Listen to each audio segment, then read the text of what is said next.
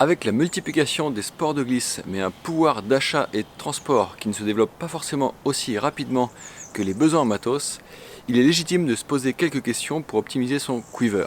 Les planches convertibles Wind Foil, Wing Foil comptent parmi les options afin de pratiquer les deux activités à sa guise. Mais est-ce que ça marche?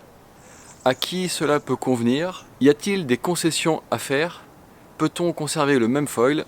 Voici les questions auxquelles je vais répondre dans cette vidéo.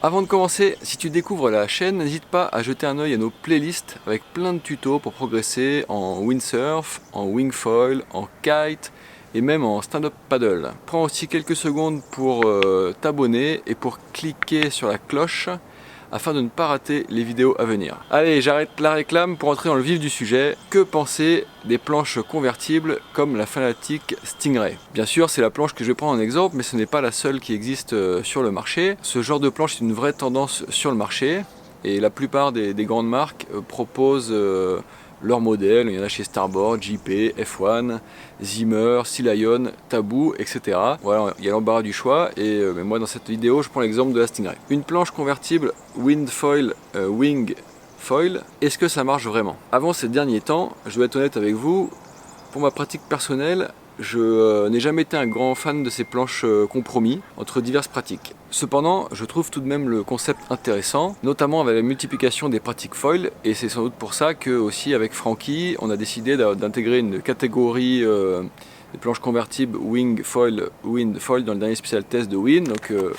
voilà, que je vous montre ici. Donc les années passent.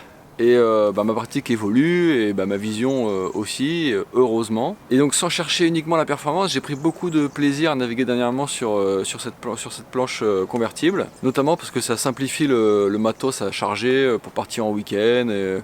Et puis finalement c'est un couteau suisse qui a quand même de nombreux avantages, sans forcément nécessiter d'énormes concessions. Je parle surtout pour une pratique vraiment loisir. Donc on va aborder tour à tour les différents avantages indéniables et puis quelques inconvénients afin de dresser un petit peu un bilan sur l'intérêt, pour qui, pourquoi de ces planches convertibles. Alors l'avantage numéro 1 pour moi, c'est d'avoir une seule planche pour deux pratiques.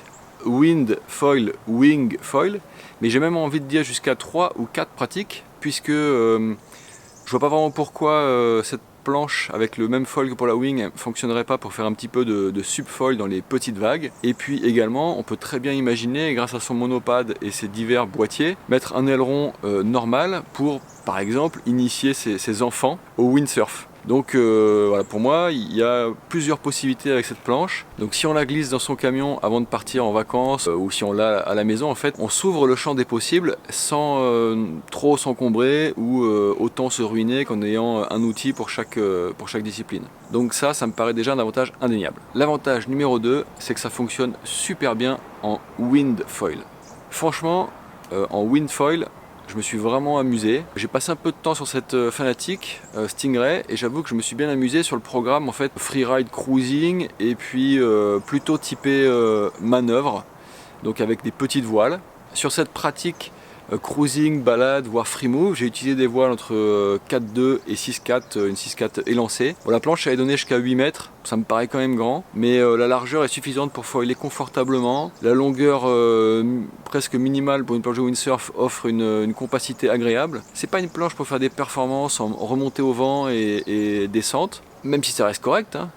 Bon voilà, c'est pas une planche de course, c'est très clair. C'est pas non plus forcément la planche idéale pour débuter en windfoil, même si ça reste possible, notamment pour un petit gabarit, pour quelqu'un de déjà bien débrouillé, bien à l'aise en windsurf. Mais franchement, ça le fait vraiment bien pour naviguer en windfoil, voilà, sur ce programme-là, loisir, simple, et puis manœuvre, éventuellement même presque faire du freestyle. Donc avec des voiles sans camber en dessous de 7 mètres, franchement, moi je valide. Troisième avantage, figurez-vous que ça fonctionne bien aussi en wing, mais on va dire sur un mode un petit peu plus basique peut-être que sur le mode wind foil, parce que là on a quand même une plateforme stable, accessible, Et pour le coup, on est un peu plus sur une planche qui s'adresserait à un débutant wing, bon, pour quelqu'un de moins de 90 kg, disons, parce que c'est un petit peu plus long que les planches habituelles, c'est un petit peu plus lourd aussi, il y a un peu plus d'inertie, mais en revanche, ça glisse bien sur l'eau avant de voler, c'est facile et ça passe vraiment bien. J'ai même envie de dire que pour un débutant, c'est plutôt un avantage. Et le monopad est confortable, les touchettes sont douces, la modularité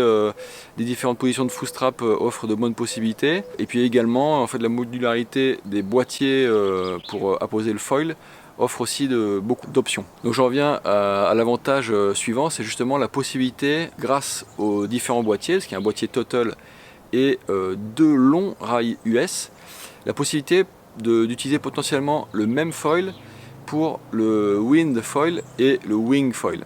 Alors il faudra sans doute en adapter la position et bien évidemment avoir un foil d'une surface assez grande pour pouvoir voler en wing. Donc on parle d'un foil probablement minimum 1200 quelque chose dans ces eaux-là. Mais en tout cas, ça fonctionne. Après, si on vient un petit peu au niveau des inconvénients, ben on va avoir l'inconvénient qui se discute, c'est la concession qu'il faut savoir accepter, c'est que c'est un produit qui va être moins spécialisé forcément pour le windsurf foil ou le wing foil, dans une mesure différente pour les deux activités.